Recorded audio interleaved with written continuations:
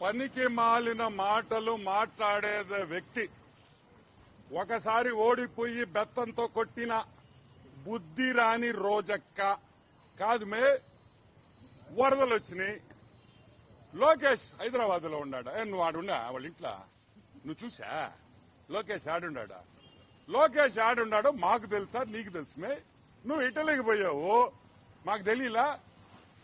నీ ఫోటో పెట్టింది నేనే కదా, ట్రిమ్ గా టైట్ గా అసలు ఆ డ్రెస్ వేసుకొని అసలు ఎవర్రా ఇవి ఫారినర్ అనుకున్నా చూసి.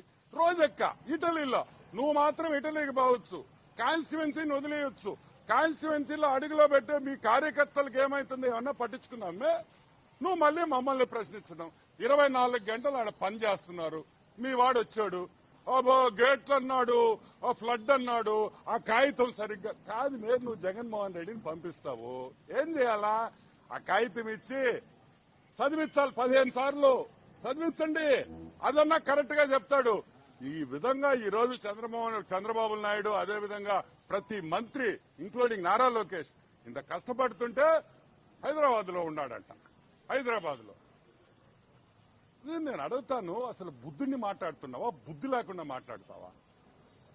సైజు పెరగడం కాదు, బుద్ధి కూడా పెంచుకో. నువ్వు మర్యాదగా మాట్లాడితే మేము మర్యాదగా మాట్లాడతాం. మొన్న చెప్పా నేను, తిరుమలలో వద్దు అన్నా, చెప్పానా లేదా?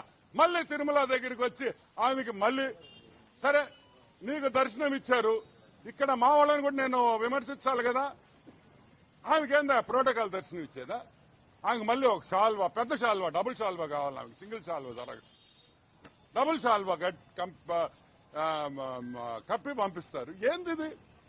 కరెక్ట్ కాదని కూడా నేను మనవి చేస్తున్నా. అసలు తిరుమల నువ్వు దర్శనం తీసుకున్నావు, నువ్వు ఒక ఎక్స్ మినిస్ట్రీ, వాళ్ళు ఏదో నీకు దర్శనం ఇచ్చావు, నువ్వు బయటకు వచ్చి నువ్వేం మాట్లాడతావు? అసలు దేవుడు అంటే నీకు భక్తి ఉందా? నువ్వు అమ్ముకున్న టికెట్లు, నువ్వు సంపాదించుకున్న డబ్బు ఇంకా మా వాళ్ళు తీలేకున్నారు. తొందరలో అన్ని తీస్తాం. నువ్వు ఎంతెంత సంపాదించావు తిరుమలలో, నువ్వు ఎన్నెన్ని లెటర్లు ఇచ్చావు అన్ని తీస్తాం. నేను అనేది నువ్వు సహకరించబాకు, పని చేసేవాడిని విమర్శించబాకు. తప్పులే. నిన్నెవరు రమ్మన్లా, నువ్వు విజయవాడకి నిన్నెవడు ఆడ పిలవరు. నువ్వు ఆ మునిగా అట్లీస్ట్ నువ్వన్నా ఉంటే ఆ నీళ్లు మళ్ళీ పైకి వెళ్ళిపోతాయి, 2వ ఫ్లోర్ కూడా మునిగిపోద్ది. సో వద్దు. నేను చెప్పేది ఏంటంటే నువ్వు విమర్శించు, తప్పు చేస్తే విమర్శించు, ఆ విమర్శను స్వీకరిస్తాం. మేము మాలో పొరపాటు ఉంటే మార్చుకుంటాం, మేము తప్పు చేస్తే సరిదిద్దుకుంటాం. ఏదో విమర్శించాలి, ఏదో కెమెరాల్లో పడాలి అనేది కరెక్ట్ కాదు. నారా లోకేష్ ఎక్కడున్నాడో నువ్వు కావాలంటే పోయి మంగళగిరి కాన్స్టిట్యున్సీలో అడుగు, విజయవాడలో అడుగు. పొగులు రాత్రులు పనిచేస్తా ఉంటే కనిపించడం లేదని నువ్వు అంటావు. పద్ధతి మార్చుకో. ఒకసారి ప్రజలు బుద్ధి చెప్పారు, అప్పుడు ఓడిపోయావు, నడి మధ్యలో గెలిచావు, మళ్ళీ ఓడిపోయి ఈసారి ఈపు బాదేరు. అయినా కూడా బుద్ధి రాదు మేనిక. ఏమైంది మేమిక? మీరు మారరా? మీరు మీ మంత్రులు ఏమయ్యారే? మాజీ మంత్రులు ఏం విజయవాడలో వచ్చి తిరగొచ్చుగా?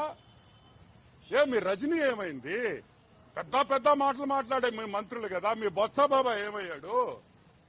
ఆడి స్కామే ఇప్పుడు మాట్లాడింది, బొత్స బాబాయ్ గడి స్కామ్. ఆయనే మంత్రి, ఇప్పుడు హైకోర్టు పోతున్నది కూడా ఆయన కూడా ఒక ముద్దాయి. దాంట్లో స్కామ్ లో చూపించే ఇంట్రెస్ట్ ప్రజల కష్టాల్లో ఉన్నప్పుడు కూడా చూపించండి. రండి, మీరు అపోజిషన్ లో ఉంటే దూరంగా ఉండకూడదు.